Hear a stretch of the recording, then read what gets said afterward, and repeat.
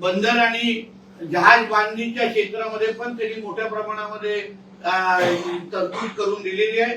त्याचबरोबर C plain, ज्यामुळे आपल्या इकडे पर्यटनाला चालना मिळू शकते, त्यासाठी पण सी प्लेनला व्हीजीएफ योजना सुरू करण्यात आलेली आहे। त्याचा डायरेक्ट इम्पॅक्ट तुम्हाला कोकणातल्या किनारपट्टीच्या भागामध्ये दिसणार आहे। कारण भविष्यामध्ये जलवाहतूक असेल, पर्यटनासाठी असेल, जसं मॉलडीव्ह आणि अन्य सिंगापूर सारख्या अन्य क्षेत्रामध्ये तुम्हाला सी प्लेनचा वापर मोठ्या प्रमाणामध्ये दिसतो, तसंच याही क्षेत्रामध्ये सी प्लेनच्या स्वदेशी निर्मितीमुळे केवळ प्रवास सुलभ होणार नाही, तर दुर्गम भागातील पर्यटनालाही मोठी कलाटणी मिळणार आहे।